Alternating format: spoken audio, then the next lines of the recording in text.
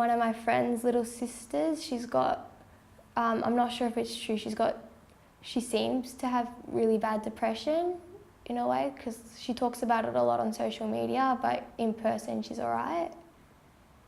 If I was a genie and I gave you a special wish or a dream, but it can't be money or more wishes, but it can be for you, your family, the world, friends, whatever you like. I'd probably want people to be able to just be more comfortable with accepting things and working, well, just accepting that things don't always go to plan and just learning how to like go from there and just not be held down in the past and not focus on the future because of past experiences. Have you got a message for young people that you want to give them? Focus a lot, or focus mostly on your future and your education, but don't get chained down to it. Like, live in the present, go out, have fun, be with your friends, but be responsible and be considerate that you've got a future and you need to be working towards that. On I think it was my 8th birthday, my dad got me this little bear thingy-majiggy. A few weeks before my birthday, that's when my parents had split up. Okay. So it was a really hard time, and my mum had told me a lot of stuff about my dad, and it just kind of reassured me that he was still the person I'd always believed he was. And even years after, when I was still being told different things from both sides of my family, and I always believed my mum was the victim and my dad was not. It was just reassurance, and then I later learnt that I had it all wrong, and it's just good to know that my dad had always been there for me, even if I didn't want him to be. I keep it on my dresser at my dad's house, and so when I'm there just either doing homework or getting ready for the day and I just see it, just kind of cheers you up? Yeah, and it just reminds me of how I was so wrong about my dad, and I'm happy that I opened up and now we're a lot closer. My first name's Chloe and I'm 12 years old. So Chloe, who's in your family? I have my mum, Jackie, my dad, Danny, and I have 2 pet dogs, Latte and Rosie. And so you're only child? Yes. Oh, so quickly I'll just ask you, what's it like being an only child? I don't know, because I wouldn't know how it feels like to have a brother and sister, so it just feels normal to me.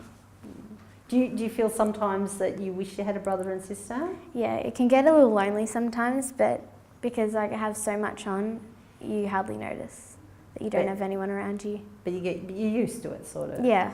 Well, one girl, I think it was just all over about her liking this boy, and she just got really angry with me, but me and my friends. Then she ended up punching me, and to defend myself, I was slapping her back, and then it just... Was she really hurting you? Yeah, she's punching my stomach, and well, that's pretty bad. Yeah, but over time, she went to my high school now, but over time, it's just settled down more. She calls me Demon though. She goes, "Oh, hi, Demon," and I just go, whatever. But you just sort of agree to dislike each other, sort of. Do you know what I mean? You just... Yeah. So how did you sort of solve it? You sort of did you ignore her, or just sort of... Well, after that fight, she was saying things behind my back and telling people things that weren't true.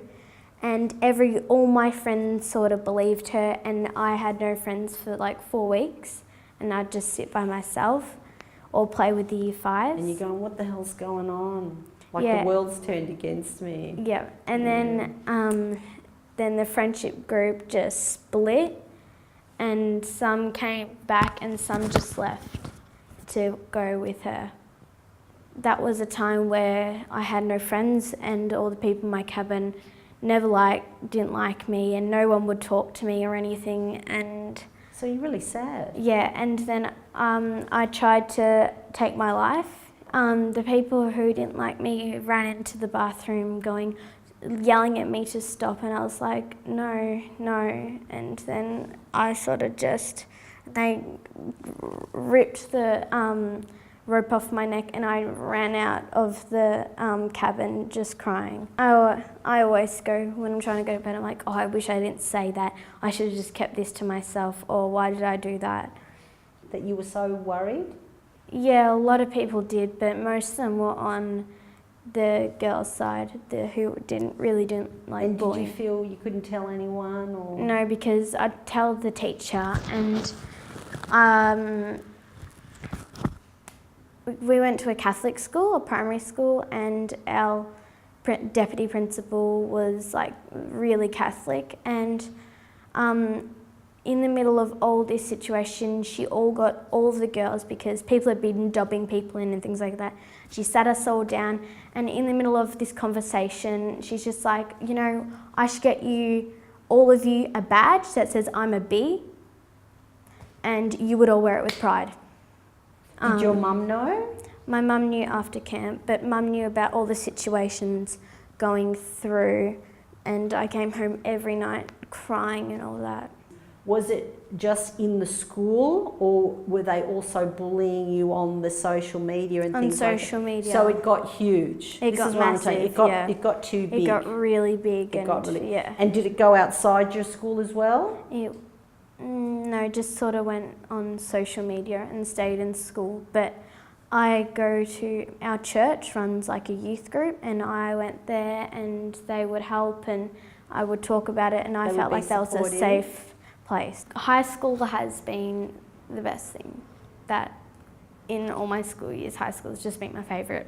Why? Because of friends? Because of friends, I teachers? have more friends, and because out of 117 students, they've all come from 13 different schools, so you've got a whole range. And we've got a nice group of girls and a mixture of different likes that we have. Like, some are into sport in our group, and like me, I'm into musical theatre, and some are into like more of the vet sort of side.